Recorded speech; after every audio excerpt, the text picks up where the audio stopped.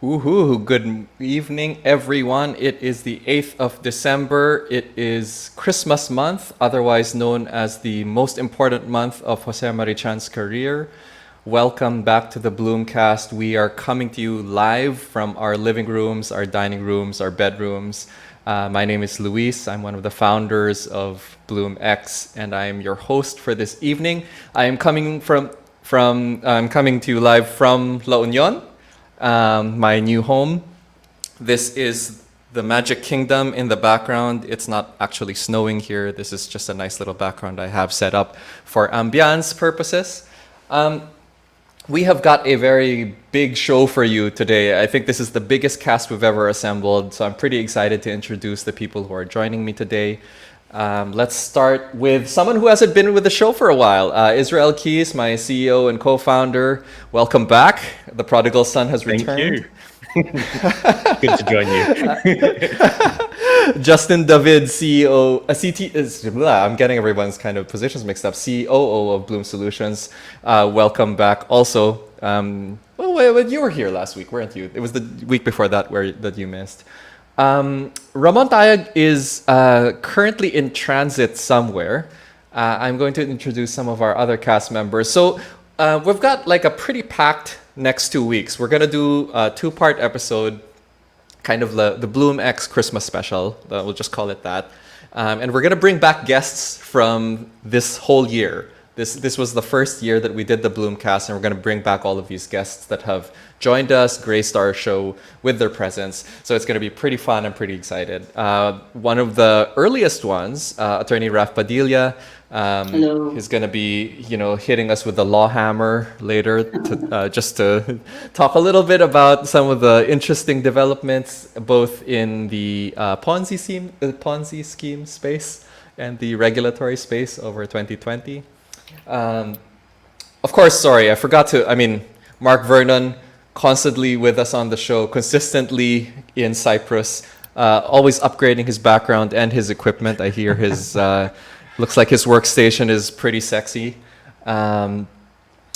Second time guest, Colin Goltra of Binance, head of growth, right, Colin? That's the role. That's the official role. No, not head of. We don't like head of titles actually. They're okay. We don't say head of. Okay. I'm director, I guess, for growth in Southeast Asia. Okay, cool. Director of growth for Southeast Asia. That's actually a much larger region than the Philippines. So thank you for giving us your time this evening. Happy to. Eric Cristobal joining us from Cello.org. They're one of the sponsors for this episode. First time on the show, but Eric has always been. I think I see your name in the audience a lot. No, Eric, like you're usually watching the BloomCast and kind of seeing what we're doing every Tuesday. So I'm glad to finally have you here. Okay, That's all of the introductions for now. I think that if Ramon is able to catch up, then we'll bring him on very shortly. So it's kind of going to be kind of a packed episode. But the first thing I'm going to say is that we're going to be talking about 2020, like the year in review, right? Like what's happened in 2020. It was a pretty big year for crypto, a pretty big year for Bitcoin. And honestly, it was a pretty big year for nearly every other alt at the same time. So we're going to go through some of the year's biggest stories, kind of just, get everyone's opinion on, how big of an impact they had back then and maybe like whether or not they continue to have an impact later on in the year. Let's see what the first story is. Like I actually made like a little Christmas themed little image here with a Christmas ball just to remind us that we are doing the Christmas episode. And this was the best image I could find for to kind of symbolize 2020. I mean, this was the year of Bitcoin, but it was also the year of the pandemic. A lot of things changed for both the crypto industry and the world. So that's been an interesting thing to watch. In case you can't remember where this image is from, this is from the Bitcoin Association of Hong Kong. They bought a whole bunch of ads in bus stations, in in kind of crosswalks to promote Bitcoin to the Hong Kong community. So that's still up there as far as I know. Okay, so let's move on to what do you think the first most important thing that happened in 2020 was for the crypto scene? It was probably the halvening, right? I mean, this was kind of our first big episode when we started talking about the halvening and like what the effect that was going to have on the market was. So we did this episode in May. That was a good, 7-8 months ago. What do you guys think was the actual effect of the halvening? What do you think that was what triggered this last bull run for Bitcoin? Was it the halvening? Was it a whole bunch of other factors? Like we were talking about the fact. Yeah. We were talking about the fact that it was just gonna keep going up, right after the halvening. But I don't know. It was a combination of not enough stock for everyone to buy when the institutions and PayPal and everyone. So that started with some institutions buying, then PayPal coming in, and not enough to buy. So that obviously pushed the price up for everyone. Long-term holders are starting to sell some of their stuff, so their stash. I wanted to share this graph really quickly with you guys because what these lines are, these are the other two halvenings. The gray one was the very, very first one 8 years ago. And then the green one is the one, the previous one. And then this orange one is where we are right now. This line in the middle is when the halvening actually occurred. And, basically what this chart is trying to show you is that once the halvening hit, there was kind of these very large upward trends. We're not there yet. We're still kind of observing the effects of it. Do you guys think that is this the kind of chart that you guys think we can trust? This is from Charts BTC. We've talked a lot about how it's deja vu, halvening year, therefore number go up. What do you guys think about stuff like this? I think it's a different market now. I see you unmuting yourself. It's different, I think. It's not governed by the same. Colin? Thoughts? Colin. Yeah, it's always a different market, right? I think it's continued to evolve. I think if you look at the sort of supply of outside capital that of global capital that's in Bitcoin, I think Bitcoin's still so wildly not unknown, but just I think there are still large pools of capital that don't know the price happening in, and I think I think it seems dumb from our perspective that this could be just an open secret. Like, how could this not have been priced in, or how could this not? How would this be sitting out in the open? But I actually think it's incredibly likely. I think there's just large pools of capital that haven't looked at Bitcoin, and therefore, therefore the halvening would still actually impact price because of people aping in and not realizing the supply chain until after the fact. And so I think very likely the halvening had a significant effect on price. Especially as we've, if institutional interest is kind of scaling, at some, I don't want to say flat rate, but at a slower rate than the supply slowing down, right? I think that's going to put upward price pressure on it, right? And so it's the combination of the supply decreasing, and then grayscale has become this black hole, where black hole singularity for Bitcoin supply, where it can take up the entire. All new supply adding to the market, and then you've got Michael Saylor and you've got all these other people. I think the economics were not well understood by large pools of capital, and the supply constraint absolutely had an impact on price this year. Yeah, okay. I agree. I think it was always going to go up just based on the past two halvings. The narrative of macroeconomics for the whole world this year, though, just plays perfectly into the halvening story as well. I mean, just with the massive money supply printing, and I mean, the world pretty much going to some form of shits. The whole kind of scarcity of Bitcoin was even more pronounced, and that's why I think I was honestly bullish if we just ended the year at 10,000 at the start of this year. Wow. Honestly, I was like, I think that would be so. I think we ideal. overshot. I think we overshot a little, just a little. Yeah, give it time. We've still got you know. Oh, we could still go. Yeah, it's always on. Yeah, we can cut it. We can cut it in half. We can have our When own is kind of when is Grayscale coming out with, when they borrow their 400 million? That's 20,000 Bitcoin at 20,000. So Cool. when are they going to be buying into that? So MicroStrategy. I think that's MicroStrategy. The new Oh, MicroStrategy, sorry. Yeah. They're borrowing Yeah. 400 million to buy Bitcoin, right? So when they start buying, maybe it's before Christmas. I don't know. This is all Twitter hearsay, but I think that's playing out over the next like 5 years or something. I think he plans to take out the debt, raise that capital, and deploy it over the next from now through 2025, which may be a smart move, right? If indeed all of this sort of cyclical stuff is built around the halving, Bitcoin in 2023 could be cheaper than Bitcoin in 2022, something like that, right? So you actually kind of probably want that. It makes sense that you would want a 5-year supply, 5-year deployment cycle if you're on 4-year halving cycles, right? You actually want some sort of async thing where where one is overlapped larger than the other, so that you could actually try to galaxy brain and beat the market, right? Well, they're borrowing it at what? 1%, Let's just so they're going to make money. Let's just quickly address some questions in the chat here. So Ria Morales is asking where our erstwhile son Ramon Tayag is. He is in the chat with us. Looks like he's having internet connections in beautiful Tali Beach. That's too bad. Hopefully, Mon, if you're back next week in Makati, we can do the show, the final show of the year with you. There was one other one I wanted to address really quickly. Kuku is not here. Kuku is joining us for next week. Next week, we're going to have a lot of NFT guys on the show. Gabby Duzon is one of the sponsors, and he'll be talking to us about his new startup also. So Kuku is going to be joining us then.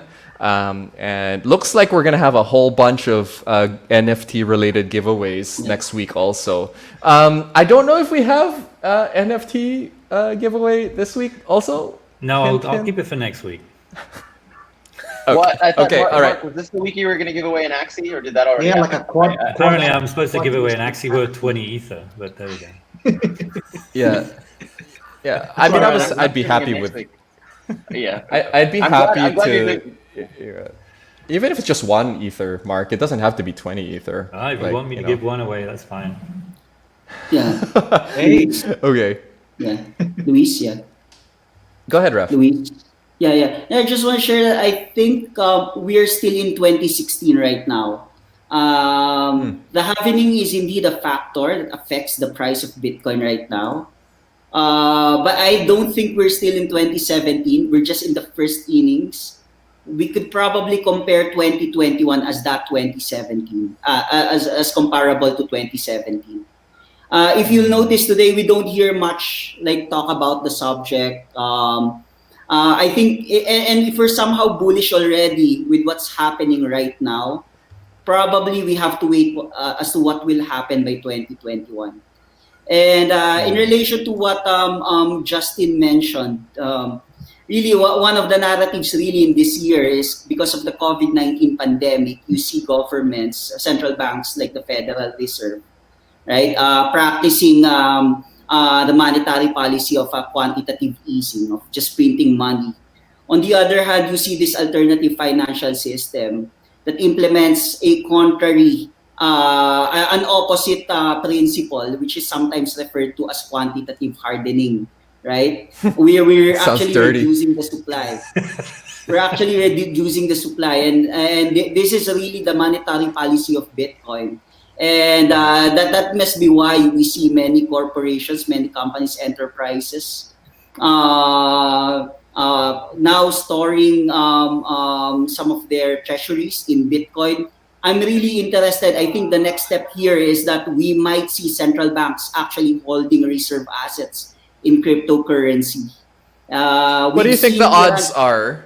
Yeah, what do you think the odds are that a central bank, any central bank, anywhere in the world, will there's probably about 160 central banks around the world, right? Like, what are the odds that we'll see one actually hold in the short Bitcoin term, next year? in Next the year, short next year. term, I'm just yeah, talking about next year. 2021. Yeah. So one, let me just remove first Iran as an outlier. If you'll notice, you might have Okay. noted that about 2 weeks Yeah. ago, almost 4 weeks ago, there was a report that there's a law in Iran that now requires crypto miners in Iran, compelling them to sell Bitcoin with to the central bank, which implies, of course, that the central bank of Iran, will be holding Yeah. Bitcoin in their Yeah. reserve asset. But in the short term, within next year, I'm really sensing that we might see one at least. And Okay. then what's gonna happen next is it's going to be a domino effect.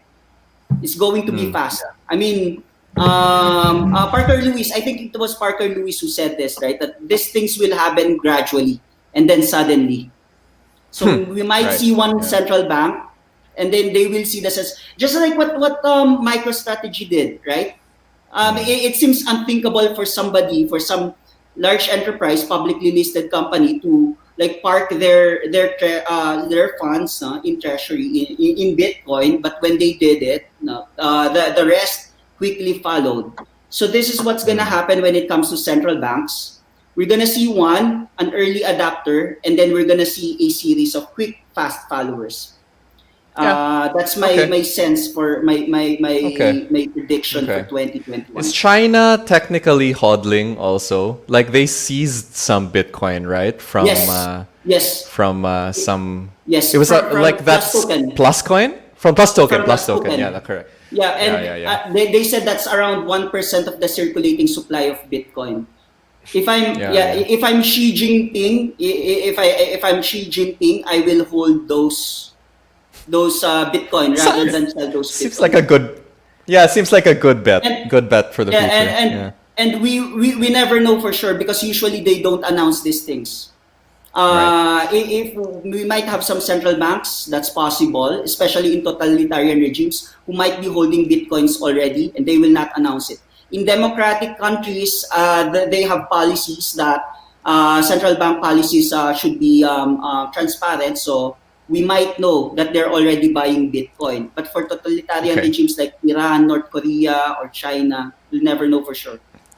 Question to the rest of the panel from Henry James Banayat. What's the probability of the BSP being that central bank that uses BTC as a reserve?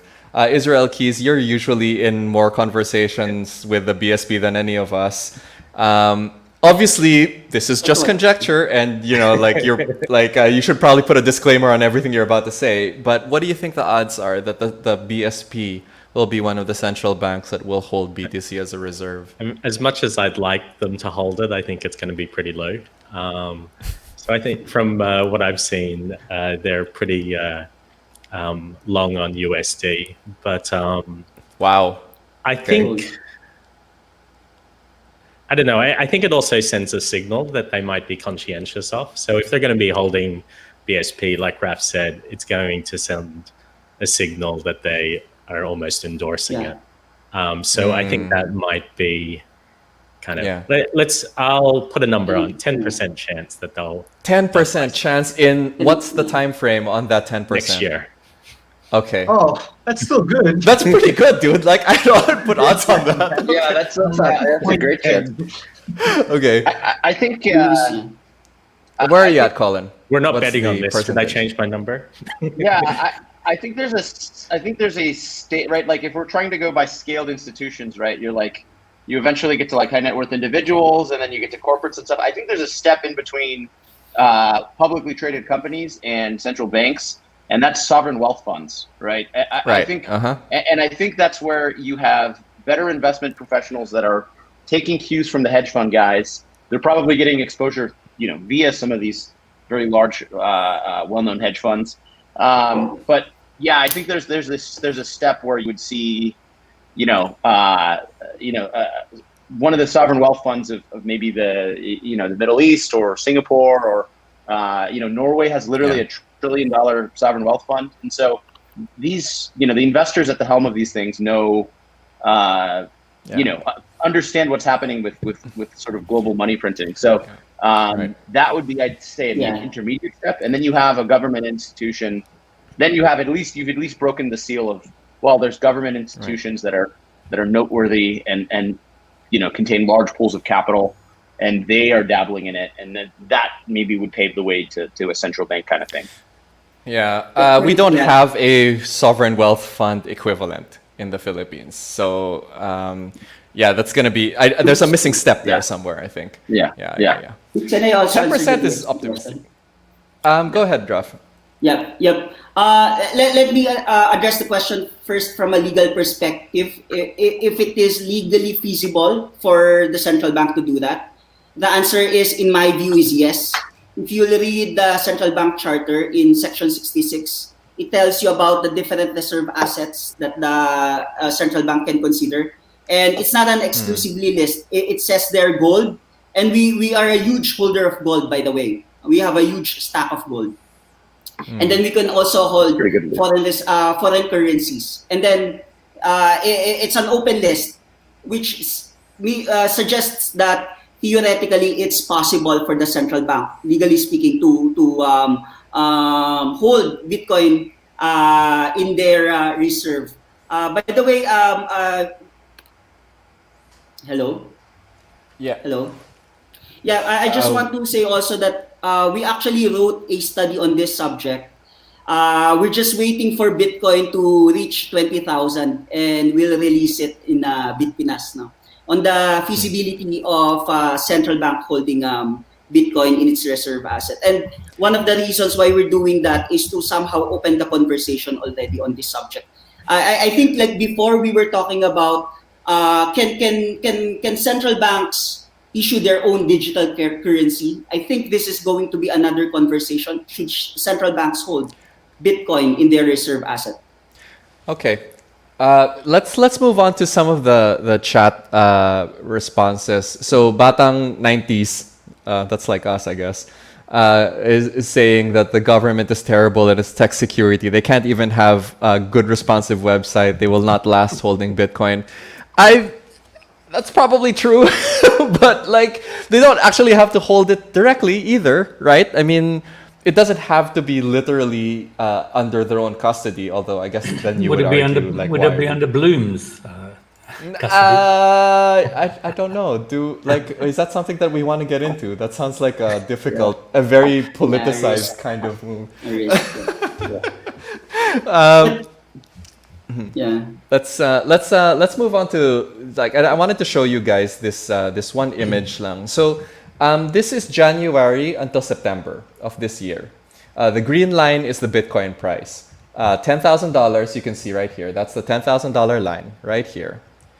And it's actually really important to just to kind of reiterate what Justin was saying earlier. He was happy that if we ended the year at $10,000 or above $10,000, he'd actually be happy. The reason for that is because we were actually below $10,000 for most of the year. There were 3 instances, Feb 13, June 2nd, and then July 27th, when we were above $10,000. But after July 27th, it just kind of skyrocketed. No? But for most of the year, we were actually below. And it's easy to forget that now that we're in the $19,000 range. By the way, did anyone get that price bet correct last week? I don't know if any of you guys remember your... What did you bet, Justin? 19.3. What is it now?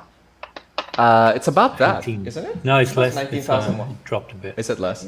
Oh, did it drop? So it's Oh, stayed okay, around. alright. That was 2 weeks ago. Yeah. Right. So Mon and Kuku aren't on the show right now, but yeah, I can't remember what the prices that they bid was. I know that I was trying to be optimistic. Above 20,000. I think I said something like 20,500. We never actually broke 20,000 definitively.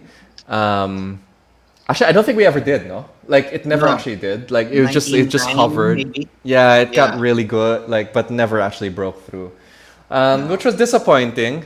And I've actually got like a Bitcoin price poster for the $20,000 milestone ready to go. I've been sitting on it for about 3 weeks now, but like still not there. So I'm getting pretty antsy about using it at some point. I've seen the price Oh. bouncing between 18.8, 18.9, and 19.5. 19, So you can actually make quite a bit of money going back and forwards. Yeah, the I think range it's is gonna quite stay large like that actually. for a while. Yeah. Well, I think guaranteed that's that gonna as soon as I start buy to- it, yeah. as soon as I sell at 19.5, it goes to 21 or something. Oh, really?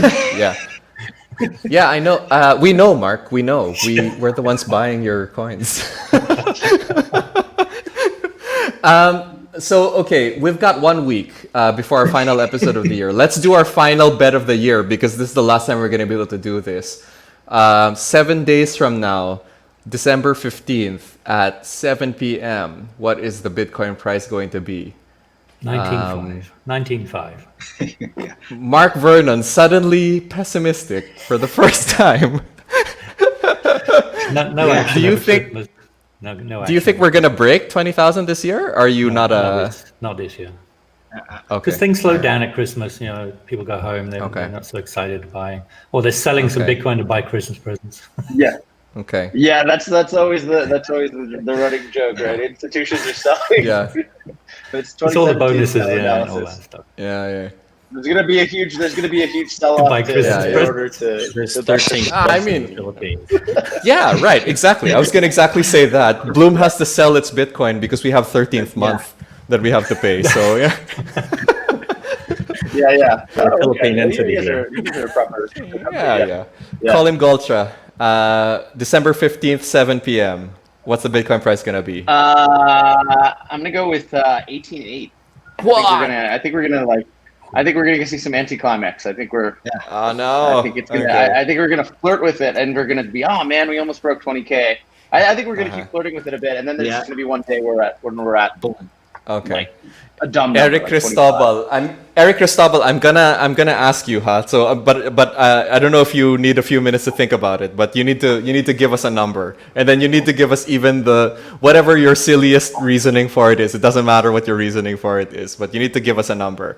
I'll come back to you, Justin David. Yeah. Can I just say for once, I feel like everybody's making sensible bets this time.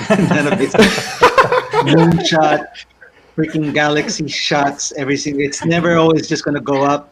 Traders have this market right now in the short term. 100,000 end of year. In 7 days. In 7 days. I feel like Okay. being the contrarian since everybody's making short bets here. Yeah, I'll say 21,000. Oh, come on! Just to throw that in there. Okay. I wonder how long it's going to Justin bounce David. between 19.5 and Yeah. 19. Yeah, it will stay yeah. there, but I just want to see. Okay, that's funny. Okay, Justin David being like channeling Jose Marichan, Christmas in his heart, $21,000 next year, next week. Israel A lot of Christmas Keys. presents. That's a lot of Christmas presents. Yeah. Gosh, I think I just want to go the opposite. So I'm going to say 17.5. I think we're going to go horizontal for a few months. You guys. I am looking Okay. for 20, but I want to buy in at 17.5. So. All right. Okay. It's the selfish prediction. Okay. Got it. Yeah, it's Cool. fingers crossed. I wanted to Okay. drop a Okay. bit before we go. Attorney Black Friday Raf. finished. Attorney Raf. 21,500. December 15th, 7 p.m. 21,500. Whoa. Okay. All right. There you go. Attorney Raf is currently the highest of all of us, but we've still got Eric Cristobal. What's the number, Eric? I think it will cross 20,000. So I'm betting 20 to 20,100. 20. Sounds a very specific number. Okay. All right. Sige. So everyone keep track of your bets. Let's read what the chat is saying. A couple of people actually agree with who was our lowest. That was no? So you were 17,000. We've got like 17.5. it's like 3K. Really? Okay. Jesus, what the fuck? Okay. It's gonna be a really sad show next week if it's a 3K. Yeah, man. What the hell? Okay, Roman Tayog is at 19.5. He does not believe we're gonna break 20K definitively. We've got a couple of 20Ks though. Bri Ledesma just a little bit over. So this is close to you, Eric. 20,200. Actually, quite a few of them are saying a little bit lower than where we Not are. so optimistic as last time. Yeah. As a life hack for the 3K guy, if anyone ever bets a super low number like that, like Bitcoin's going to $100, just bet them as many Bitcoins as you can, right? Like, Oh yeah, of they're course. going to be closer to mine or closer to yours because you automatically if they win, you for don't sure. have to pay that much money, and if you win, they pay you a lot of money. So always price the bet. Always price the bet in Bitcoin if you can. Andolph, 16,500. Currently, one of the lowest. Oh, Ken Berry going for 16K. Okay, so there we go. So these are our pessimists. We have a few optimists left. Michael Buss is saying 1 Bitcoin is 1 Bitcoin. That's true, but we got to pay our 13th month in pesos typically. We've not quite figured out how to do that in Bitcoin just yet. Okay. Anyone else? 17,250. Okay, cool. All right. So people in the chat, try to remember what your bets were for next week so you can join in. There's no real money involved when we make these bets. It's more like it's just bragging rights. As far as I can tell, Ramon Tayag has hit it at least twice. I think they were in a row, right? Was it like 2 weeks in a row that he hit it correctly? No one has actually paid originally we were gonna do Bitcoin bets on these things, but like no one wanted to actually do it because we hold our Bitcoin too preciously. We're hodlers, so we didn't actually want to pay anyone. Let's get back to the show. There we go. One of the sponsors for this episode is Cello. Eric Cristobal is one of the Philippine representatives. Eric, are you the only Filipino in the Cello Foundation right now? Yes, I am. But we Nice. also have we have Filipino folks, but they are all based in California. I see. Okay, so you're the one who's based here in Manila, in the Philippines, in other words. Okay. All right. Do you wanna tell? So when I was posting that Cello was one of the sponsors of the show, I had a lot of questions. Like people were asking us, what does Cello do? We don't actually know what that is. You want to tell us really quickly what Cello.org is all about? So it's pronounced Cello. It's CELO. Their website is CELO.org if you want to give it a look. It's actually a very pretty looking website. I really like it. Eric, do you want to tell us a little bit about it? Sure. Thank you.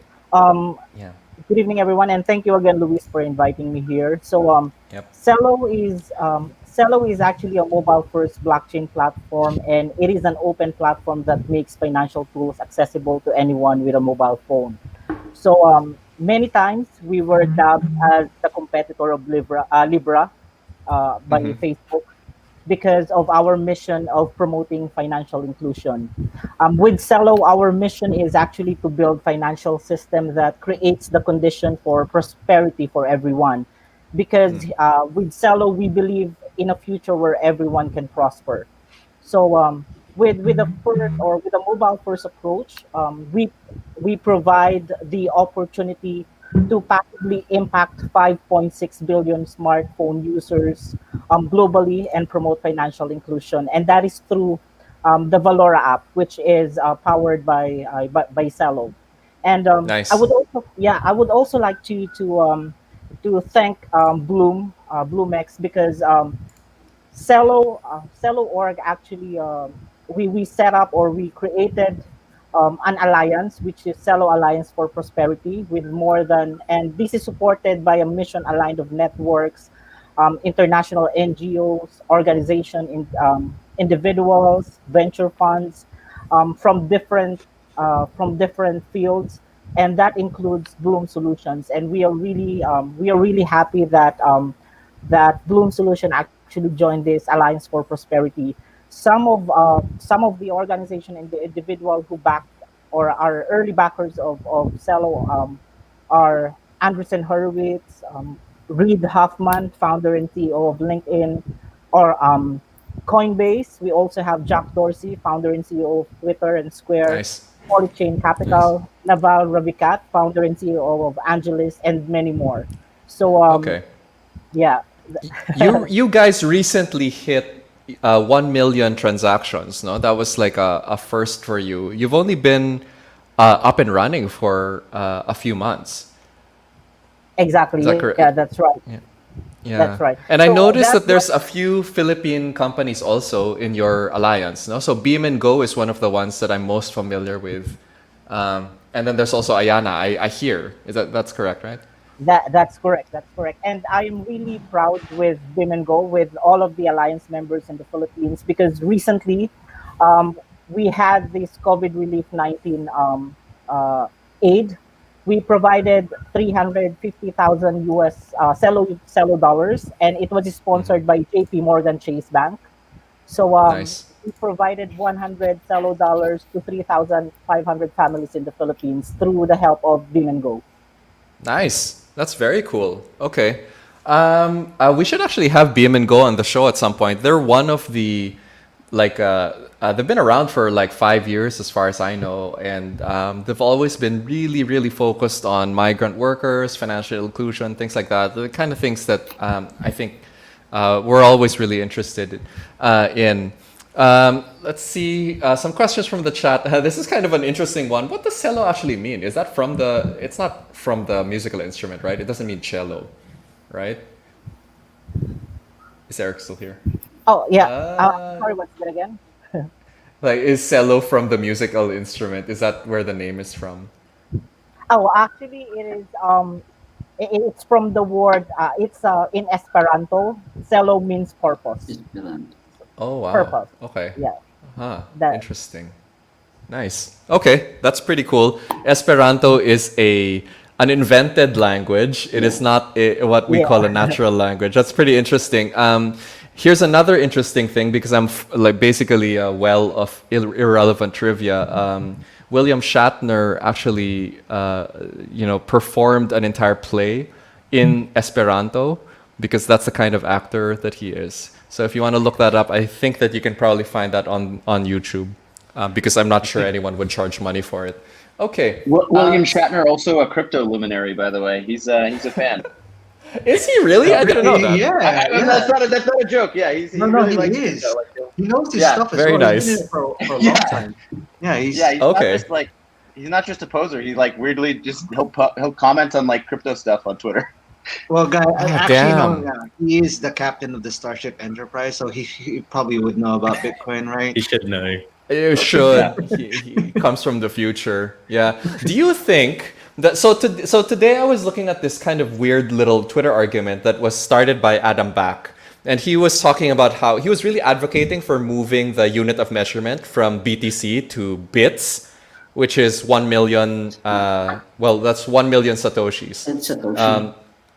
Yeah, so he wants it to be expressed in bits instead, so that it's just a Too early. smaller figure. Too early. You think it's too early? When things are actually paid in bits and coffees and stuff like that, then maybe. But right now it's too early. Too early. I don't know if you ever go to shopping in South Korea, you see how they use there's a big numbers there. They just lose the last three numbers and they just indicate the first seven. So when you first time you think, oh, everything's so cheap, it's like almost $1, but actually it's because everything is Yeah. Times 1,000. Yeah. 10,000. So I think eventually we'll get there, but not with this volatility. It could change. Okay. Going back to Cello. Is Colin. Cello, sorry, is Cello like US dollars? DAI, like DAI, it's same kind of thing. CUSD is a stablecoin. It is exactly like that. Is it CUSD or EUSD? CUSD. Because they've got Celsius and they've got CUSD, right? Yeah. So it's CUSD. That's the Cello stablecoin, and then they also have Cello, CELO. That's their governance token. And So Eric is it's rejoining us programmatic. right as I said that. Yeah. Got it. It's programmatic like DAI instead of Right. custodied like BUSD or USDT. Right. So it's Well, algorithmic. USDT is a bad thing. example, but yeah. Yeah. So algorithmic. so it's more like DAI. So why would you use Cello rather than DAI? Just curious. Or Eric, is it just an option? Because they sponsored Did the you- show. Yeah. let Eric answer this. First, it's because with Cello you can typically just send it for almost near zero fee. The fee for making transaction is $0.001, so it's just less than 5 cents Philippine peso. And the transaction typically comes like received within 3 to 5 seconds, almost an Okay, instant. so it's more like It's not Stellar ERC20. than Ethereum, right? It's not. It's its own blockchain. Is it? I'm just looking at the site. Is it easy to spin up a node and be part, or you've got light wallets like Electrum or stuff like that?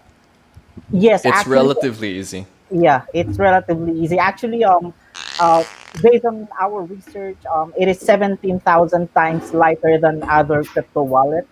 So Okay. it typically it use just very little data when accessing it. So you don't And have I can integrate it into my Flutter technology. Using Flutter, I can integrate into my e-wallets. We are actually under development with that. We are working on it, so you'll be able to integrate it with other crypto wallets. In 6 months, or That I cannot confirm yet, unfortunately. okay. Good. Hey, why don't we ask Colin if we're gonna see CUSD or Celo listed on Binance anytime soon? So I'm not the listing department, but what I will say is if it picks up adoption, I mean, we like to make money. So if there's liquidity in it, I mean, we look into it is the answer. Colin, Okay. Colin, you used to say this is a Maria question. So right now, Yeah. what is it now? What is it now? I don't know who the listing lead is, and I probably that information would be too valuable to give out freely on the air like this. But So you want us to pay for it, in other words? Yeah. No, I don't think Binance. Pay for the listing, but pay charges. for the information on who the listing person is. Yeah, we don't actually. It's not 2017 anymore. No, but I had if there's LAT something that token. gets, if there's Go- something that go gets ahead. taken really quickly. Okay, so let's talk about. So Celo has just recently launched a wallet app called Valora.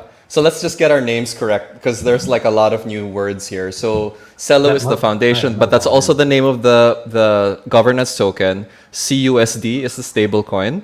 Valora is the name of the app, the wallet app. You guys just launched this here for use here in the Philippines just a few weeks ago, right, Eric? That is correct. That's right. Yeah, that's and it's just open US to dollars, use by though. anyone. It's only US dollars, right? I'm installing it now, but that's US dollars. So why would that be any good in the Philippines? Are you is Bloom gonna take in CUSD and then convert it to pesos? That would be good for.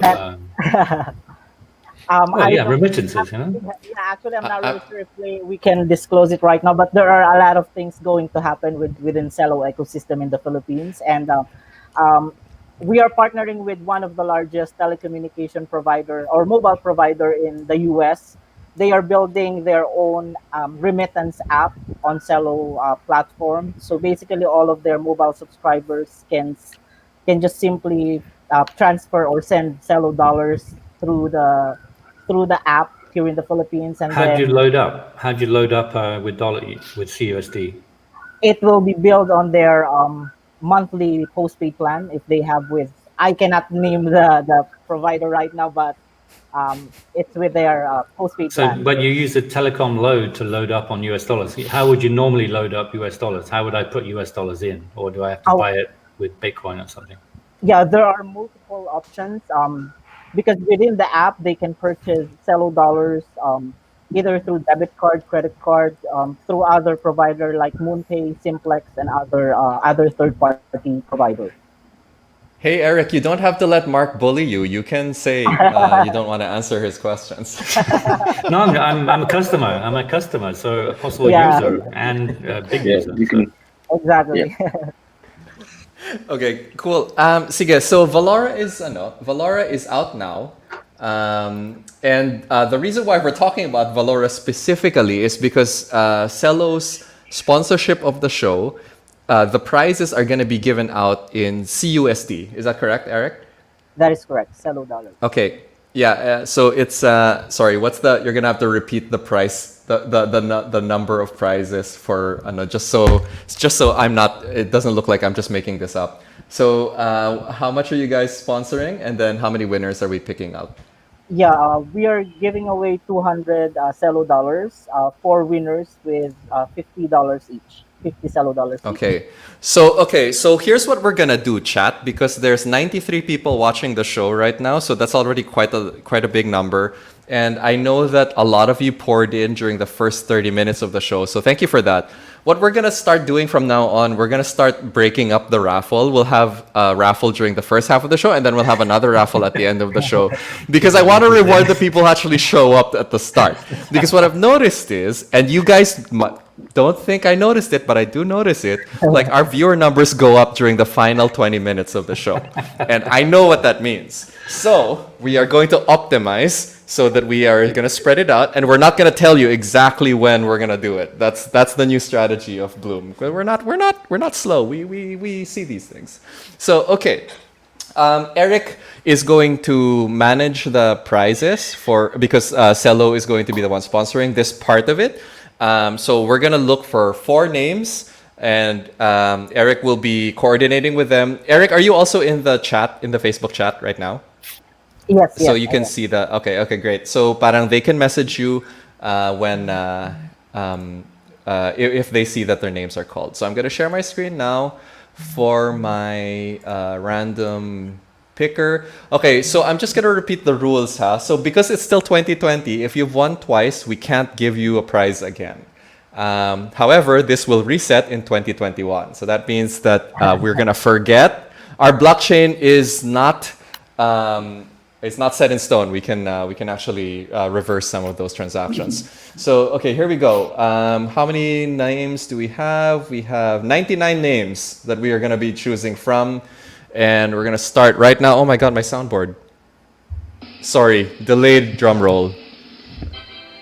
Babylin Sotelo, and oh wow, her comment was nice project, Cello. So okay, very appropriate. Congratulations, Babylin.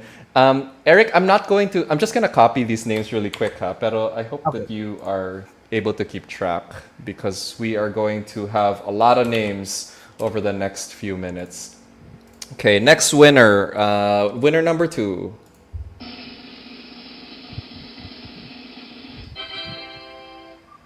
Michael Vincent. I think I know Michael him. Vincent? Do you know him? Okay, all Isn't right, that that's Mike? cool. As long I think it's isn't From he? Filipinas. Fitpinas. Oh, is that Isn't the Mike Vietnamese? Ah, Mislos? cool. Yeah. Oh, cool. Oh, okay, cool. Congratulations, Mike. There, now you've got CUSD, and now you can write about it for Bitpinas.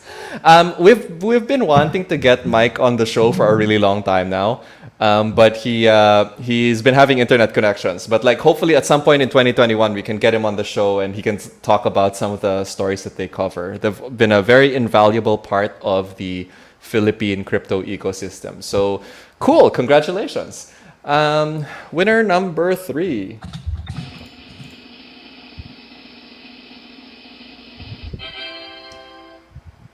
Siegfried Kane. That sounds like a familiar name. I think that we might have won once already, but that's okay, right? So okay, so it's Michael Vincent, Babylin, and just writing this down really quick. Siegfried. It's a cool Kane. name. That is a pretty cool name. I don't think that's his real name, but it's all right. We don't KYC our winners. That's fine. Okay. Last winner. Winner number 4 for the 50 Cello dollars. Don't forget that you need to download the Valora app in order to receive your prize. Valora Margulis. Nice.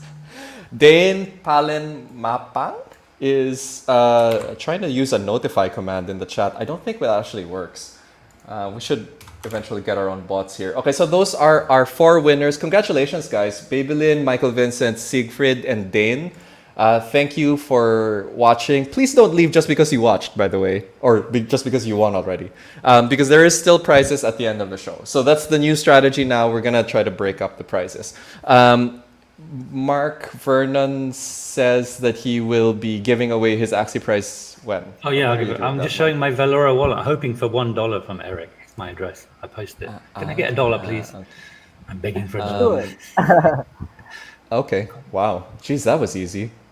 Can I have Well, one? He needs to buy some load. What's that? Just $1. Just that work? $1 so I can play around with it. That's so I can see. Okay, sure, no problem. I'll do that now.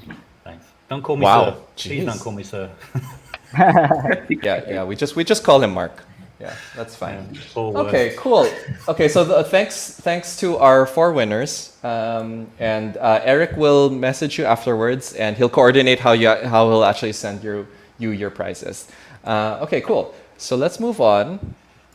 Hold on, sorry, I just need to kind of get my application window up and running again, and here we go. All right, nice. Thanks to Cello for sponsoring that segment. So, in the middle of the year, Binance Philippines announced something pretty big. And Colin, I remember that I was like, you were already kind of stealthily working for Binance back then, weren't you? And we just couldn't talk about it. I was rumored to be part of Binance. Those were rumors, yes. I see. Okay, and I see that we're still not confirming them. Yeah. There may have been some conversations. Yeah. We heard something. I don't know. I saw it on TikTok or something like that. I don't know. Binance had a really big announcement on June 12th. You guys launched the Binance P2P marketplace.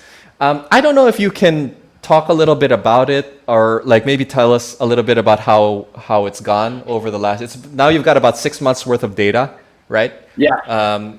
Yeah, do you want to tell us a little bit about it? Yeah, it has been for us. I think I think we're very happy with how it's gone, and I think we are happy with the timing of it as well. I mean, I think we had a couple months there where the market was a bit slower.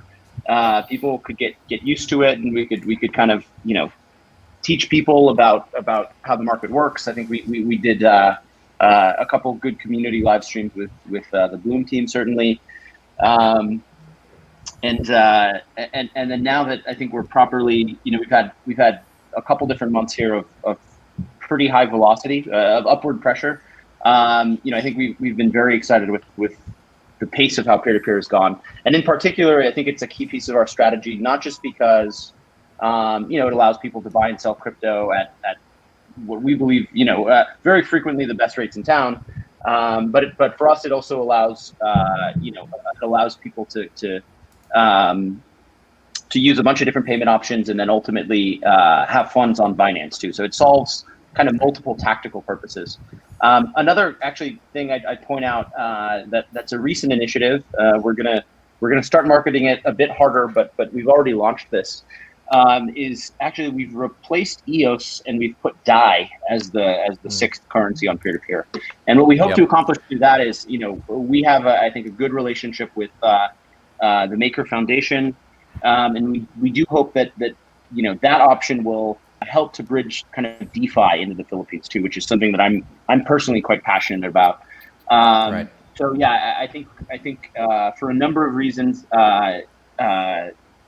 the peer-to-peer product for Binance has been really exciting for us. And so, hey, can I do my 1 minute Binance P2P arbitrage strategy? Like I'll just talk chat really quickly about it. So here's a tip for all of the traders in the chat. The reason why I took this particular screenshot was because I wanted to show you guys that this is from today, by the way. This was from a few hours ago. People are selling USDT, so they're selling Tether at $47.54 at the best price, right? So that's the lowest price that you will be able to get it for. $47.54 is about 60 centavos lower than what the US dollar mid-market rate is. So that means that you are getting potentially a discount of about 1.25% when you buy your Tether on the Binance P2P.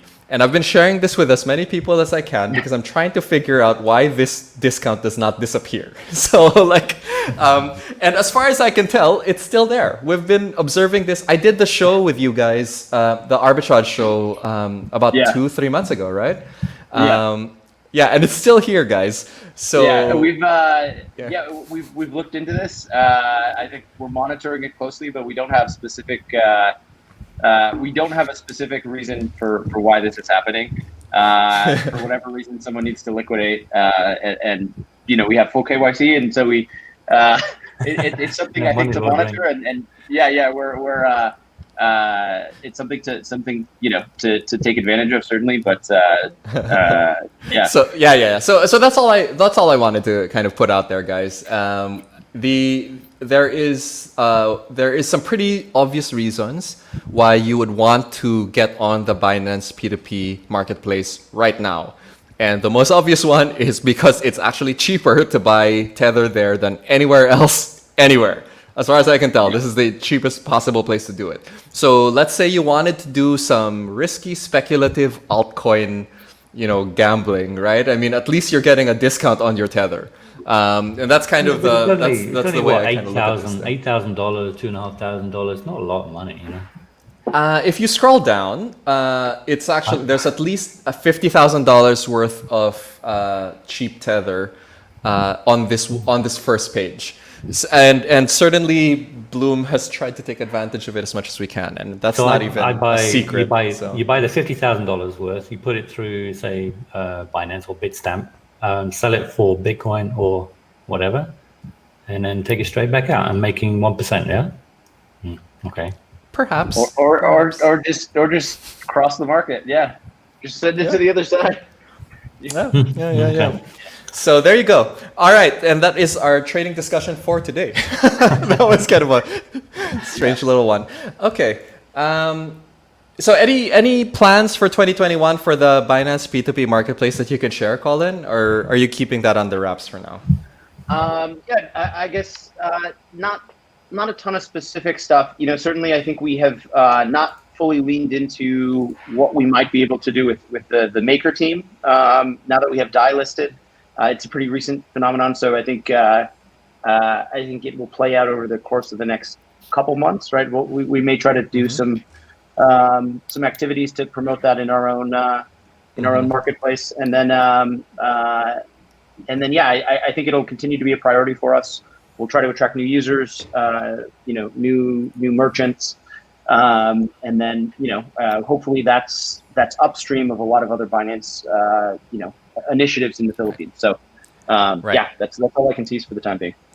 Okay, cool. Obviously, we'll be watching this space very, very closely. Bloom is pretty active on all of the marketplaces. Binance P2P is one of our key channels also. And for some reason, our presence there is not enough to keep this price down. So it's very interesting to kind of watch it. Okay, let's move on to possibly the biggest story of 2020, just because it was so freaking weird. Like, BloomCast had to cover this over 3 episodes. I think it might have been even 4 episodes, just because there seemed to be so much to talk about here. And yet, I don't seem to know anyone who still talks about it right now, right? It was such a big deal for about 6 months, and it seems to have kind of disappeared as far as I can tell. I'm talking, of course, of Forsage, the number one Ethereum dApp that was a Ponzi scheme, and Bloom called it a Ponzi scheme the first time we talked about it, and it's kind of disappeared now as far as I can tell. Have you guys heard anything about Forsage from any of your networks? It seems to have kind of gone quiet. Justin, Israel, anything? Israel, you told me a story about your housekeeper's child who was kind of taken in by a new crypto scam recently. I don't know if she's watching, but anyway, okay. It's I think it surprises me just how many scams there are in the Philippines, and something that we as Bloom actively try to educate and help people to ensure that they're getting into the crypto the right way. And I think that's what surprises me. I haven't heard about Forsage recently, but there seems to be just kind of more and more crypto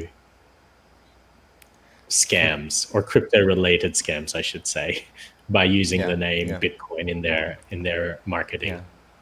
Yeah, and I think that one of the missions of BloomCast is just to keep calling them out and trying to let people know that these are not the right things to be investing your money into. I mean, it's fine to be interested in cryptocurrency, and we'll try to at least point you in the right direction. But like, there's a lot of really crazy things out there that you really need to watch out for. Zlong is calling Forsage our all-time favorite topic. Yeah, man. You know why? It's because they won't freaking stop. That's why. Like, that's why we have to keep talking about it too. So that was kind of a weird little experience for us. This is the first time that we hit about 100 viewers, and it was because there were a lot of people super interested in Forsage. The end of that story was this here, the SEC's cease and desist order against Forsage. And it was quite funny because Forsage as an organization doesn't actually exist in anywhere. No, so the only thing that the SEC could do is they could only send this order to the individuals who were doing the most amount of promotion. Raf, I know that you looked into this with me when this order was issued. Do you know anything else about what happened to this? Was this the end of it after they sent out the cease and desist? Yeah. From the epilogue that I've heard is many of these people are now in Tron Matrix. So they're kind of doing a similar for such thing, but on Tron.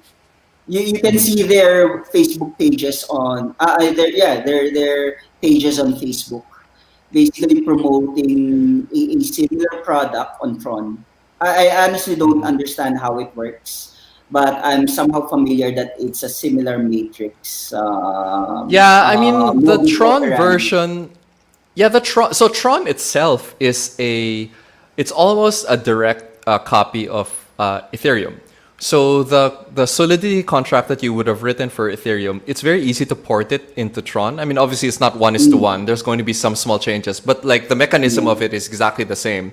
And then Tron as a network doesn't have as much usage as Ethereum does. So that means that your little Ponzi scheme transactions can actually get confirmed a little bit faster. You don't have to pay the high gas fees in order to get scammed. So I think that's what kind of happened there. So as far as you know, Raf, there hasn't been any other parang issuances from the SEC about this stuff.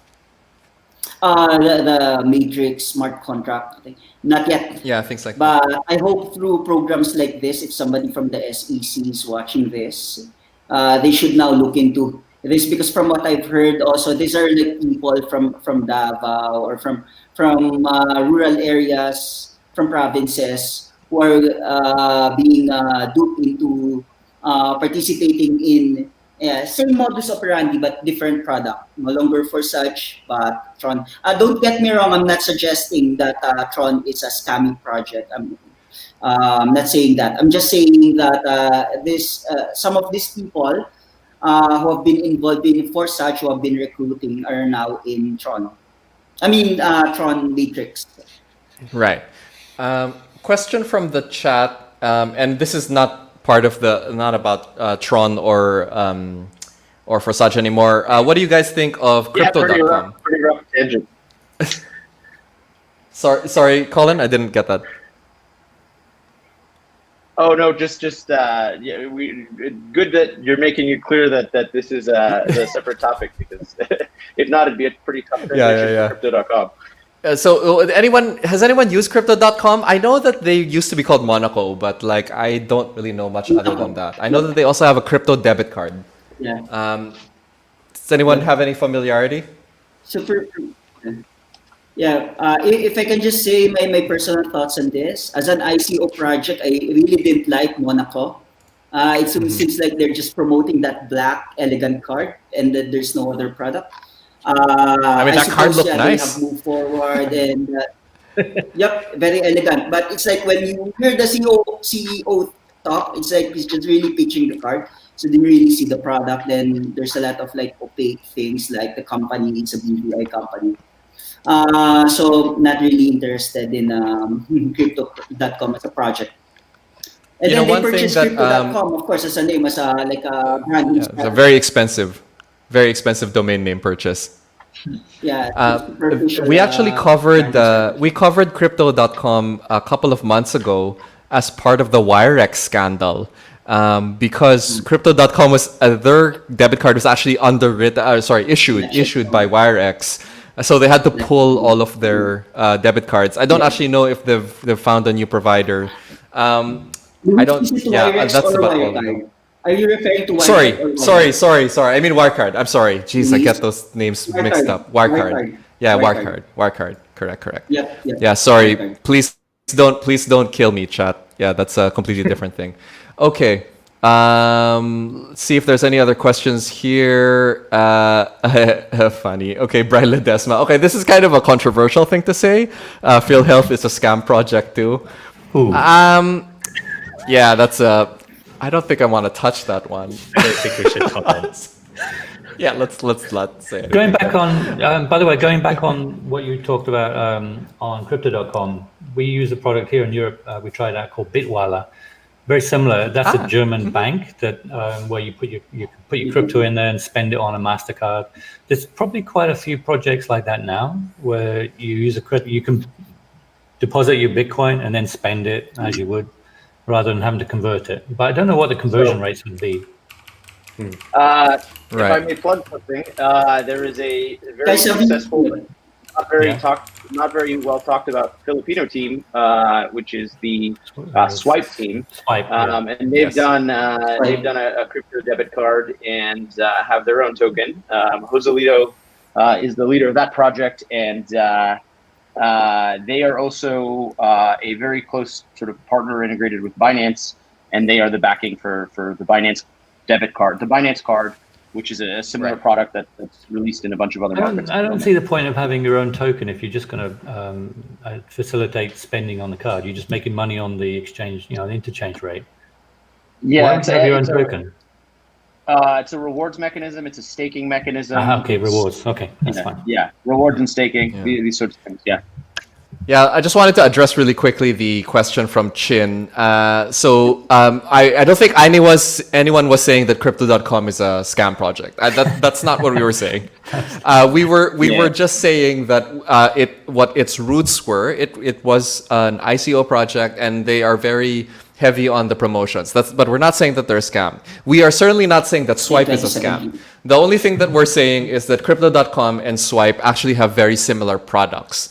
And those similar products are that they are both doing debit cards that draw on your crypto holdings, and that's all. That's all, guys. So we're not saying anyone is a scam. Yeah. Thank you for clarifying that just publicly on the air. I think I'm going to be. I'll be in huge trouble if I go back to work and I accidentally put it in anyone's mind that Swipe is a scam, which is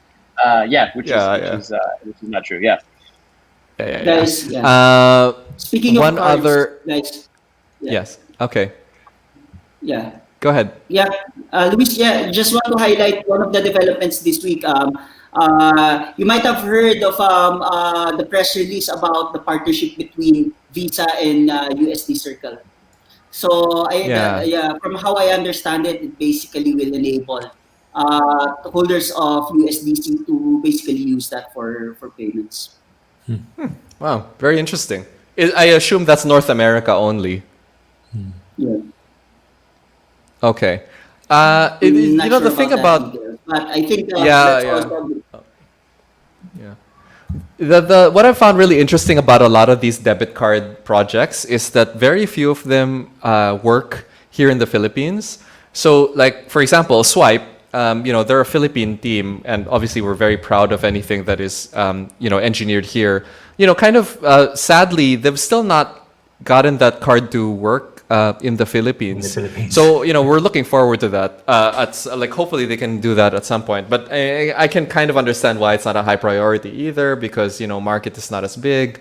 But I mean, obviously, it would be great if they could do that. There's at least 100% of the people on this show right now are probably interested in a card like that.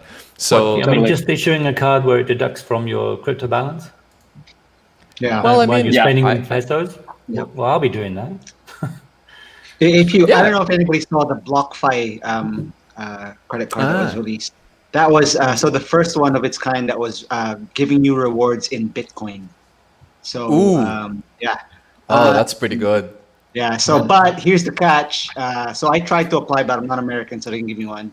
$200 annual fee, which is a bit expensive for a credit card, but Bitcoin rewards. So but those Yeah, rewards- the those Bitcoin rewards could be pretty good. That comes from the interchange rate, right? no, the so you just interchange- use it.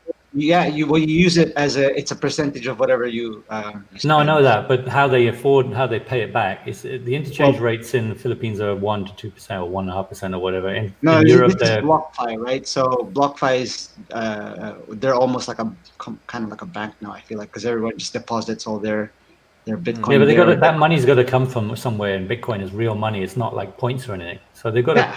They earn money and they give some of it back. It's a bit like they're lending in it out, Europe. yeah. In Revolut, Revolut make 0.2% on the interchange rate, and they give me back 0.1% as rewards in cash. Goes into a vault.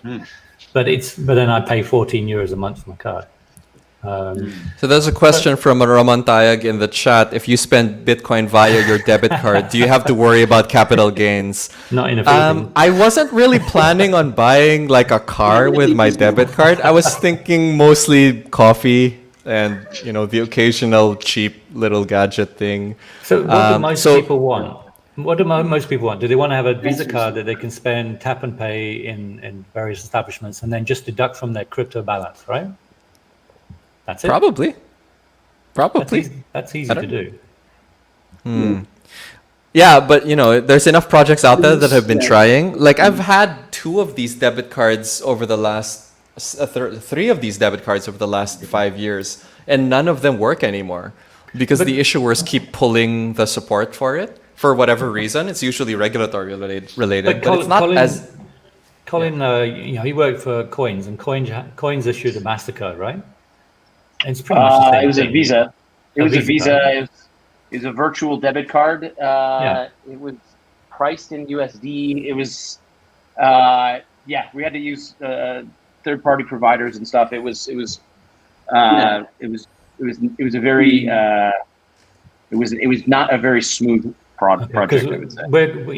We've had the problems going through that process, and we're going to go through. We're connecting up with a Taiwanese bank in Philippines. I think what's that? CTBC. Yeah, I get confused with the initials. I think this is where the USDC partnership is different because it's a direct partnership with Visa itself to enable. Yeah, but it's only North America. To use your USD points. But it's only North America. The Filipinos want Philippine pesos. But eventually. Yeah. Hopefully. Yeah, look, I mean, can I answer the question? Okay, Raf, but we're gonna have to move on to the next segment after this, okay? Okay. No, go ahead. I just want to quickly answer the question of Ramon regarding the capital gains. So capital gains here in the Philippines, in general, are taxed in the same manner as ordinary gains, except for real property and shares of stocks. So your crypto gains are going to be taxed in the same manner as ordinary gains. We don't need to deal with the same complications as in the United States, for example. It means you have to declare it. Yes. Right? Okay. Yeah. Because when you use it, I mean that means it's considered a gain already. I mean, yeah. Okay. Not getting into that discussion about DIR and all that. I think if there's one thing more, if there's one thing more uncomfortable, if there's sorry, I totally interrupted like multiple people. Apologies for that. There's one thing I think less comfortable than giving investment advice. It's giving tax advice. Last time I think just universally. Yeah. Everything started to drop out. So let's just put out that we're all tax-abiding citizens here. Yeah. And, sure. Yeah. Yes. I mean, it's good that you have to remind people, but yeah, okay. Whoever's listening. Michael Vincent in the chat is saying Joselito on BloomCast, please. So he's talking about the founder of the Swipe team. Yeah. So that'll be cool. I don't exactly we've been trying to work out how to do that, but if we can, hopefully that's something we can looking forward to in 2021. He's wildly busy. I guess to Michael, I will say that this has occurred to Luis, and he has asked me about it. So we will try to make that happen. This is not for lack of trying on the Bloom team's part.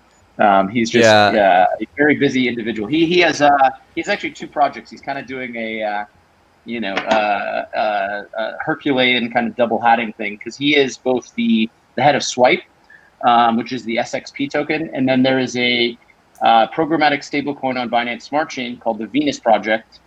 And so he is also a lead, one of the key persons for that project as well. So didn't know that. Okay, it is not for lack of trying. He is just but at the helm of literally two kind of companies right now. He's very I think we are keen to also have him on some of our homegrown Binance channels. But hopefully in 2021 we will be able to facilitate this. I think he'd be a great guest here.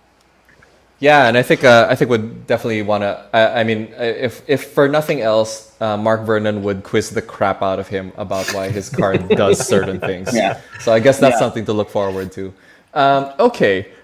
So I've neglected to tell my guests tonight that we were gonna do a prediction segment. So in my head I was thinking, just tell me what your predictions for 2021 are. Obviously, we're not going to be betting on this one. More like, what do you think is most likely going to happen? And it could be around anything. It could be your own companies, the companies that you represent, or it could be just, industry-wide, right? Crypto itself, or maybe a specific crypto. I'm trying to be as loose as possible with the question because I realized I didn't give you guys time to think about it. I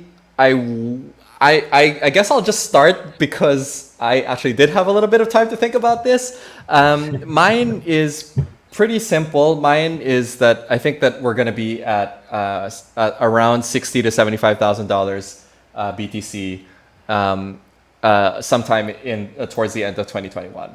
And the reason why I think that is because it actually maps onto a lot of the growth trajectories that we saw in the previous two halvings, and yeah, I don't really have a better. It's like I'm not Coach Eman, so I don't really have a lot of great technical analysis reasoning for it. But it seems like the market is primed for it, and we need to be at about $100,000 just for Bitcoin to start looking like it is a possible gold alternative. And yeah, so that's kind of where I'm at with my little prediction there. Obviously, this is not financial advice, and I'm just going to put that in the banner at the top of the BloomCast maybe next year, so I don't have to keep saying it over and over again. Let's see some of the chat, like if anyone is Miko Ilas. 2021 has to be better than 2020, right? I mean, the bar is low. Only crypto was a good thing going on for a lot of those this year. Miko, thank you for that. I think that you're probably correct. But, I would also say that, not just crypto, I would argue that e-commerce had a pretty good year. What else had a pretty good year? Crypto art. Mobile wallets had a pretty good year. Food Panda had a very good year. Food Panda. Yeah, I was just on a panel with the Gcash, the new Gcash CEO, and their numbers are just insane. Mobile wallets have really taken off this year. Yes, for sure, and that is kind of I mean, not just them, right? But even online banking, for better or for worse, is now kind of mostly trying to get online. I mean, it's painful, and we are dragging those banks kicking and screaming into the online realm, but it's happening, and this has really accelerated it. Michael Vinton is saying home gym equipment had a really good year this year. Yeah. I agree. I just moved into a new place, and I had 3 guys install some heavy duty pull-up bars on my wall just this afternoon. And I'm spending way too much money on gym stuff because it's kind of the world we're living in right now, I guess. Okay, I have stalled as much as I possibly can, guys. Who has a 2021 prediction? And like I said, this can be around your own company. So Colin, you can make a prediction if you know that Binance is literally going to be doing this next year, right? In that case, it's like your prediction will definitely come true. Yeah, I mean, I know Mike's in the chat there somewhere, so I'm sure it would be a breaking story. But I would say that obviously, I think we hope to advance our efforts in Southeast Asia, which which I think should go without saying. But I hopefully we continue to launch products for the Philippines and for other markets here in Southeast Asia that makes access to crypto even easier, right? So I think that's a key piece. I also kind of want us to launch products that enable the ecosystem. So I think peer-to-peer is an example of that, but we also have a bunch of kind of what I would think of as infrastructure products, like different APIs and stuff that can enable crypto companies here in the Philippines. So I think that would be that's a goal that I'm actively gunning for, is the idea of helping enable sort of additional crypto startups in the Philippines. And then I think maybe on the crypto PH side, I think that I'll see the crypto PH. I did a Binance prediction. I'll do a crypto PH prediction, and I'll do a crypto art prediction. I think so Binance prediction. I mean, further penetration in the Philippines, and we want to enable sort of the ecosystem here and access to crypto. Crypto PH, I think we're going to see, let's say like at least 3 really, really cool new startups arise that are doing something interesting at the protocol level. Possibly you'll see one next week. But this guy, you're talking about hedging your bets there. Possibly you'll see one of them next week, but I think there's going to be a couple others that really surprise us, and just awesome. As Filipinos, we'll be proud that those projects are kind of out in the global ecosystem. And then maybe the third prediction is I think we will see a crypto art sale go for over $1 million in USD.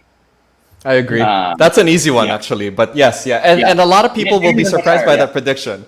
But I actually think that's inevitable. That is inevitable. I think it's for sure very likely. I think if you just price it in constant ETH and then ETH goes up, it's easy. It will be very. I think that's something that may very likely happen.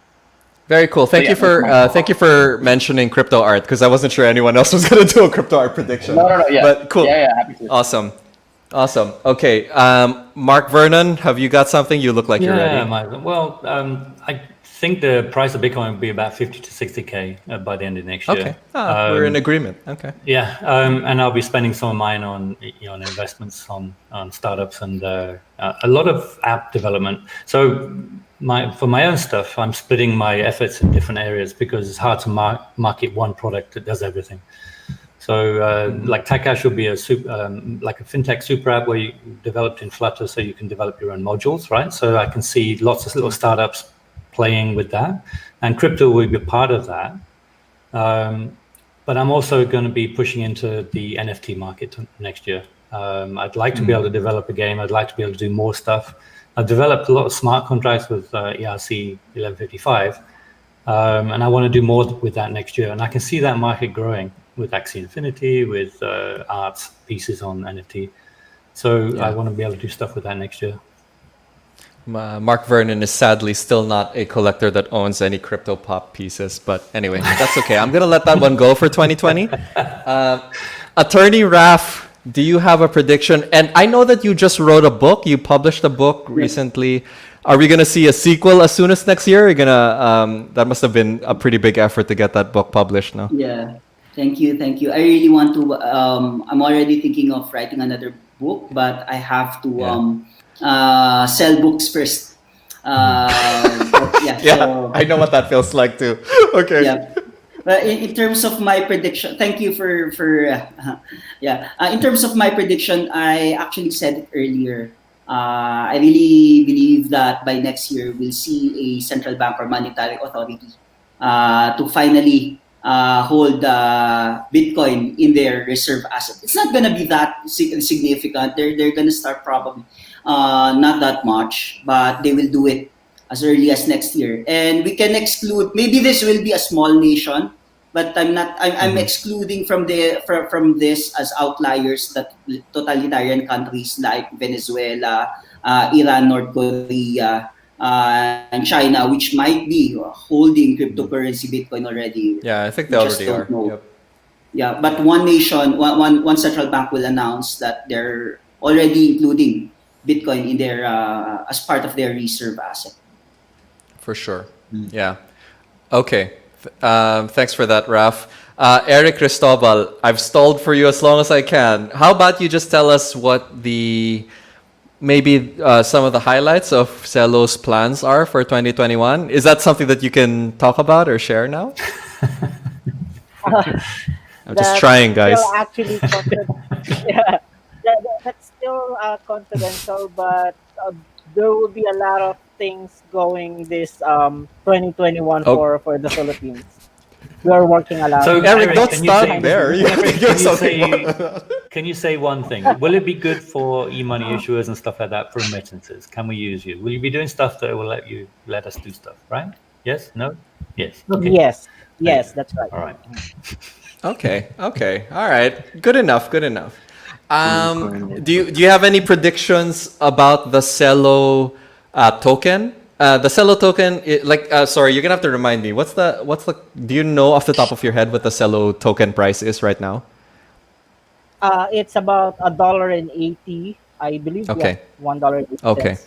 Okay. So still pretty affordable. It's still kind of in that kind of low end range. Are you guys expecting growth next year? And would you call that a good buy? And of course, this is not financial advice from Eric Cristobal of Cello.org. Yes. Actually, I believe there's still a lot of room for improvement with Cello. We are building and building a lot of. I would say that there are a lot of countries creating their own wallet now on top of Cello wallet for cross-border transfers, funds transfer. Mm-hmm. So it will be a huge news for 2021 actually. And we are also Very working, cool. with I'm not supposed to say this, but we are working with the central bank in the U.S. So There you go. Got it. there will be a lot of You probably were. news. I'm sorry. Quick, tweet it out. You might as well let it all out now. Yeah. Yeah. So there will be a lot of Okay. in 2021.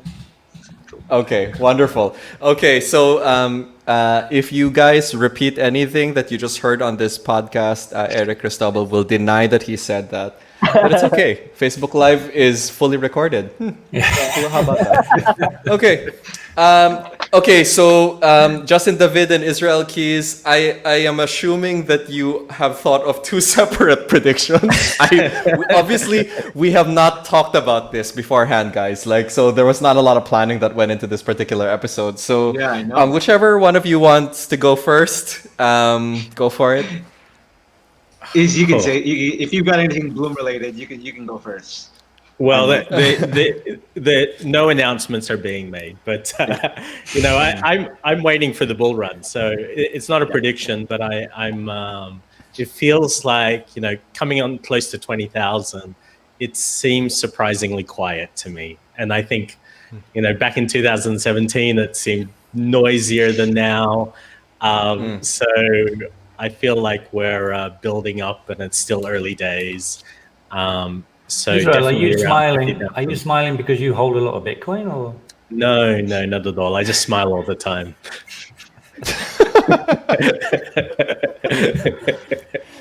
So make your prediction as specific as you can. Like, where are you at with this bull run exactly? So Mark and I said over 50,000, right? I mean, Mark said 50 to 60. Yeah. I'm 60 to 75 actually, so I'm a little bit more, even more optimistic there. Where would you say you were at? Okay, Say 50. all right. So we're kind of in that range where it is definitely a more than 200% kind of growth in order to get there. Okay, cool. Are you good? Yeah. Were you going to make any Bloom predictions or? No, but if anyone from BSP is listening and wants help, securing some Bitcoin, happy to help out. We're in town. Just give us a holler. Nice. Make that I always- 10% worth it. Shall I Anyone forecast that I might also be, maybe I own part of Bloom? You never know. Oh wow! Oh, that's an interesting prediction. Let's talk, Mark. Were there any? Oh, that's weird. I don't remember signing any NDAs before we got onto the show. Strange. Okay. Yeah, no digital signatures here. Yeah. What's the strange Justin prediction? David. Was gonna Justin say, Mark, David. yeah, Give us a probably, prediction that is not about getting acquired or merged. 70% of the decision making that is in this cast, and first I've heard of that. So, I think Ramon is confirming it in the chat down there. oh really? There's a reason he's not on. Totally joking. Yeah. Okay, All right, Justin, save us. predictions. I think next year. I share the same sentiment as everybody. Around 65 is where I think is still very conservative. 65,000. I will say that I'm more confident that next year Bitcoin will reach its high price, and we won't see that price again for another 3 years. So, like, kind of, Sell So when you can. anybody who's looking to take profit, next year is the year to do that. Wow, tomorrow. And Bitcoin hits 100,000 tomorrow. Sell Definitely now. take Oh profit. man, I was gonna. Okay. So I think that's my I'm almost. What's the peak, Justin? Justin's, you're here's the thing, looking though. at me, aren't you? That high You're price- telling me I should be selling my Bitcoin to you at some point next year. Here's a bigger one. I think the high price bet on that. will be there for less than a day. We'll be Whoa. lucky if we're there for a Whoa. 4-hour Okay. candle. So Okay. it'll be quick, Okay. just like the last. Nice. The last one Really quick. lasted. I think an hour candle. I think it was an hour Right. candle. We hit Yeah, that, yeah. and so 4 hours is 400% better. So I think a day will be unbelievable if it lasts a day. So look out for that Okay. next year. I think there's We going to have be. definitely seen this movie before, right? We've Yeah. seen this movie Oh, for before.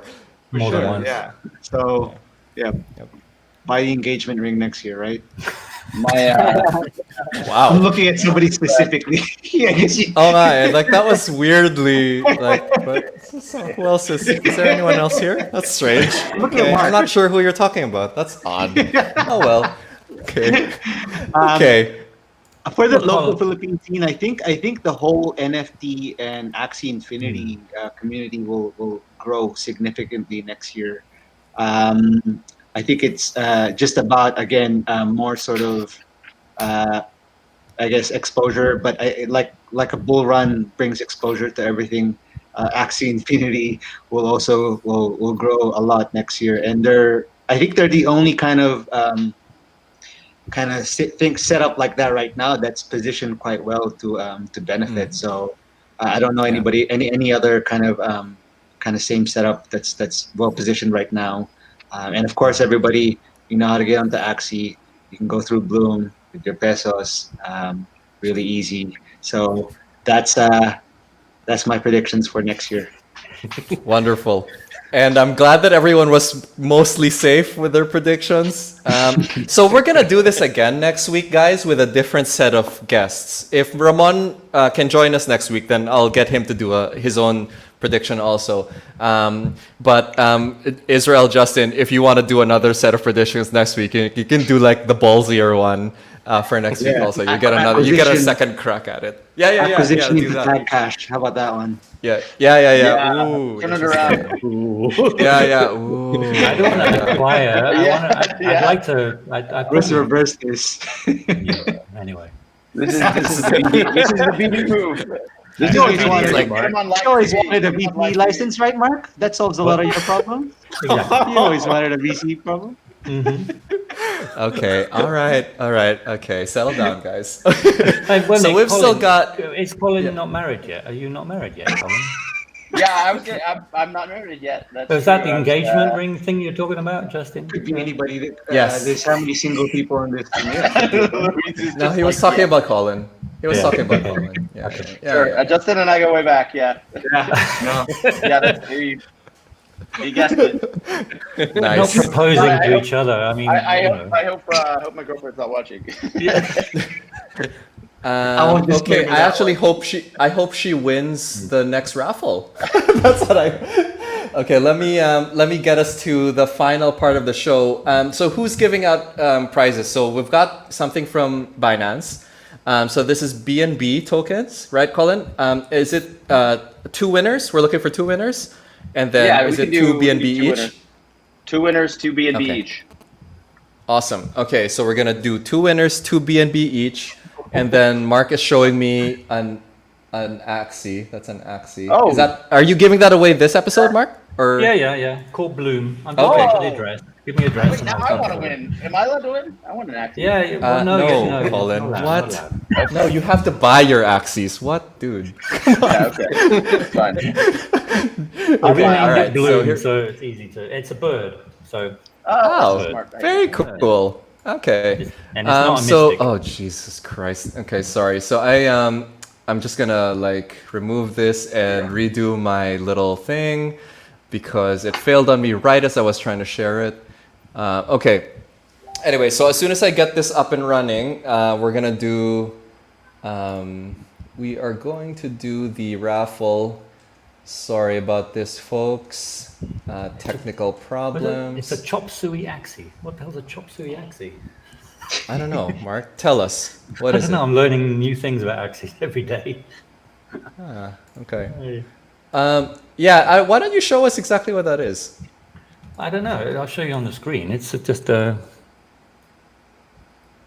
Has it got Chop some suey. sort of relevance to chop suey, the food, maybe? We don't have any. Mark. We don't have Mark, any. I think that's an up dog. Mark, I think that's an up dog. I think that's an up dog. An up dog. What? What is that? What? What the hell's an up dog? What are you saying, Colin? Never I don't mind. know what this. I was so close. Oh, chop suey, mixed parts. Mixed parts. Yeah. Okay. Yeah. Aren't they all mixed parts? Anyway, it's brown. I don't like the okay. color, so I'm giving it away. Oh wow! So can you not change the color? Is that? No, you get. Is That's that it, not you how get that given. works? No. I got a few of them.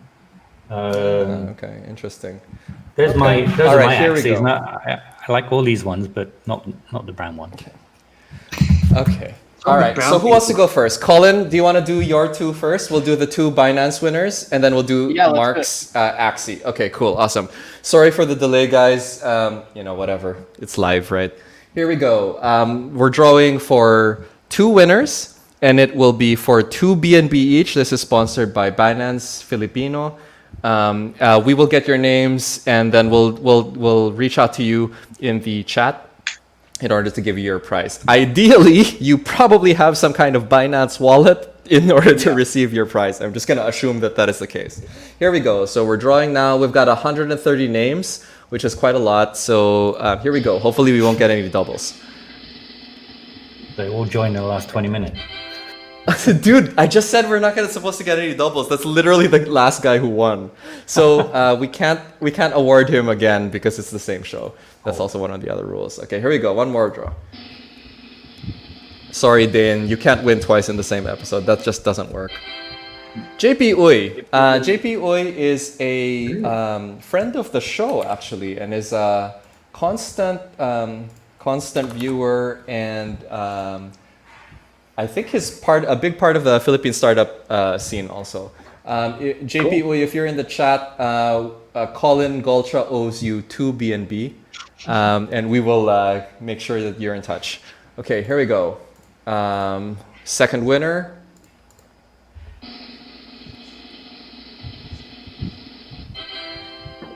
Zilong. How many times have you won, Zilong? And I expect you to be honest. If you're in the chat, tell me how many times you've won, because I think you've won once for sure. I can't award you if you've won twice.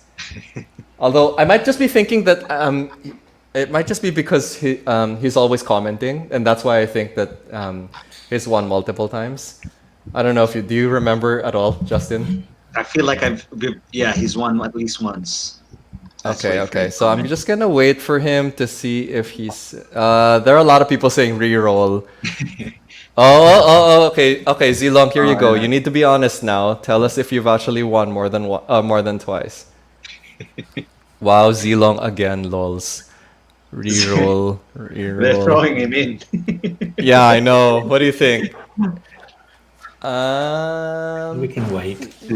No, I think it's okay. I think It was he's won too long once. ago. He's long. Yeah, Yeah. it was too long ago. Yeah, no, he's here. He's All here. right. Yeah, It's yeah. okay. Let's keep it. All right. Okay, cool. All right. So that's Zilong and JP Oi. Congratulations, guys. You both win 2 BNB tokens each. That's courtesy of Binance. We'll be in touch after the show. Okay, final prize. Here we go. For Mark, do you want to show us that prize again? Just so Sure, everyone sees it's that a chop we're suey, drawing? mixed parts and blah blah blah. Okay, cool. So it's So whoever an wins, Axie. paste the address, the Ethereum Okay. address into the comments, and I'll send it right now. Awesome. Okay, so that's what we're gonna do. We're gonna roll for that person now. Same rules apply. If you've won more than twice, you can't win an Axie. So here we go. Drawing for the last prize of the episode. Can't see it. It's not up on screen. Where is it? Oh yeah, it's not showing. Oh, is it not showing? Oh, I'm can't sorry. see it. Yeah. Sorry. Here it is. John Fernando Carlos. Definitely not someone who's won more than once. I don't remember the name. So congratulations, John Fernando. I hope that you're an Axie player. And if you aren't, well, here's 1/3 of you your will starting be. team. Yeah. So this is 1/3 of what you need, right? Is that correct, Mark? So you need 3 of these at least. I need 3 to battle. to- Yeah. Okay, awesome. Okay, so there you go. John Fernando, congratulations. Please leave your Ethereum wallet address in the chat so that we can send you an Axie. Oh, so then Mark can send you an Axie. Not us. We don't have any If not, Axies, you're going to have to send me via Telegram if you don't have an Ethereum address already. Right. Okay, good enough. Or you can reach out to Bloom. We'll sort you out. Don't worry about it. Yeah, So that's yeah, fine. Okay, awesome. So so that's it for the episode. That was kind of a little bit more messy than I was hoping for. Let me just jump back to my. Here you go. All right. So we did some predictions. We talked about like the first half of last year in crypto news. Next week, we are going to do the same thing. We're going to have a different set of guests. We're going to talk a little bit more about the second half of the year. So we're going to talk about MicroStrategy. We're going to talk about PayPal. We're going to talk about NFTs and the Axie Infinity community. We're going to have a bunch of NFT guys on the show. So Gabby and Kuku are going to be on, and they're going to tell us about all of this new stuff happening in the NFT space. I'm getting feedback from somewhere. I really want to talk to Gabby. Gabby is the first guy that got me into NFTs a long time ago. Yeah, And right, so exactly. I want to create a game, and I need input about what kind of tokenomics, etc. So it'd be good to talk about it. Cool. Yeah, so that's how we're gonna end our year next week. So and we're gonna have even more prizes. So next week we're gonna have 4 sponsors, and we'll be giving out nearly 20,000 pesos worth of crypto prizes. So if you didn't win this time, you still have a chance next week. One last little plug. This is actually happening right after the show, right, Colin? So this is the Binance fireside chat with CZ and Michael Saylor. So if you're a fan of either of these two guys, that's going to be pretty interesting to watch. CZ is notoriously altcoin. Is there such a thing as an altcoin maximalist? Can you be an altcoin maximalist? I would actually not characterize him as that. I think he's really? like much more so than. Well, I think he is. He believes in providing people access to the altcoins of their choice. But actually, outside of BNB, I think he is aggressively pro Bitcoin. I think. Interesting. Okay, that's interesting. I think BNB and Bitcoin, or BNB and BTC, are the two coins he probably discusses the most. Right. And then I think beyond that, certainly there's other coins he appreciates and stuff. But, Right. Right. I think it's a false dichotomy to say that he's an altcoin maximalist in the sense that quality coin maximalist. Whoa! I'm getting some pretty bad feedback from someone. Who is that? Who was that? Okay. Anyway, sorry, Raf. You were saying? Yeah. I think this is interesting because this is gonna be a fireside chat, between this year's MVP and this year's Rookie of the Year.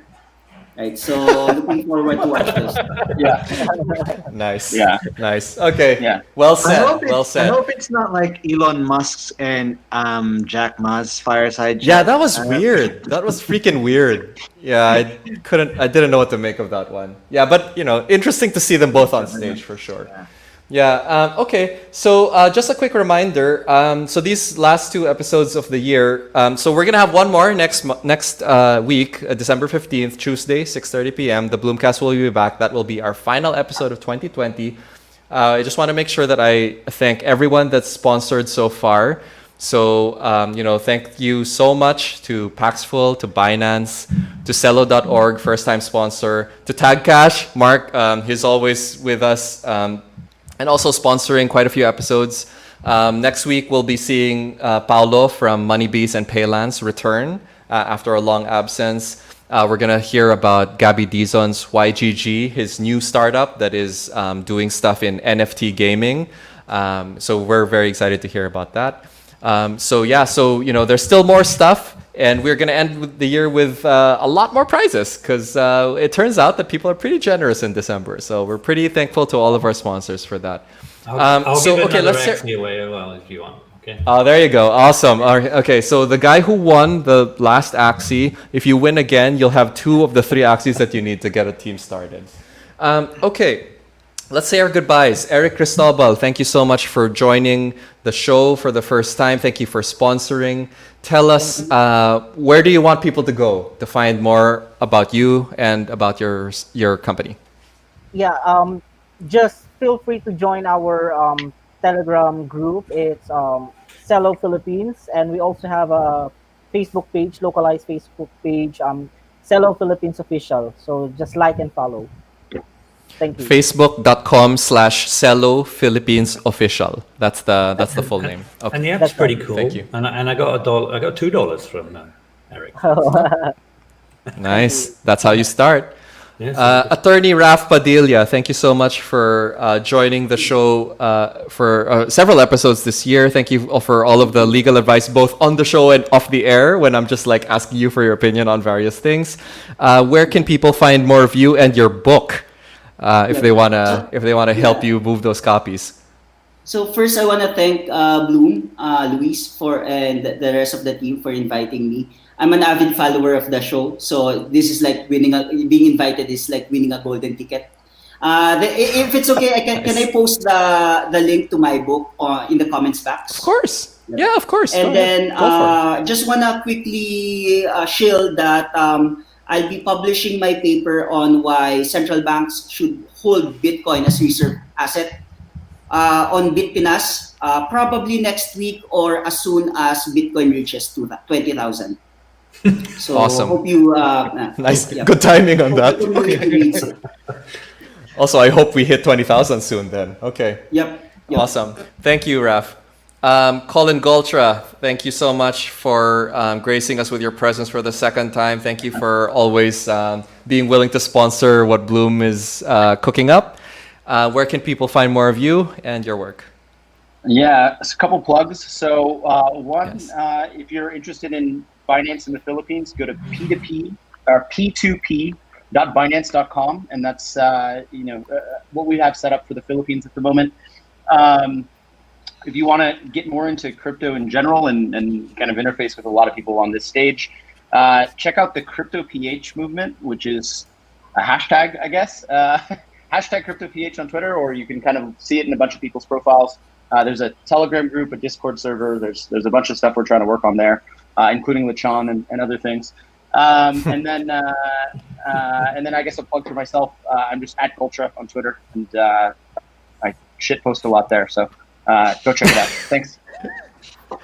Thank you so much, Colin. Israel Keys, welcome back. Please take us out. Yeah, thanks for having me. And you can find us on Facebook at BloomX.org or online bloom.solutions. So Merry Christmas. We'll have our next episode next week. All right. See you all soon next week. We're also going to be talking about what the schedule for BloomCast is in 2021. So if you care about like which Tuesdays you want to be watching, that's it's irrelevant. It's certainly going to be relevant to you. Thanks everyone, and good night. We'll be back next week. Have a great week, and I hope we hit 20,000 before next show. Bye.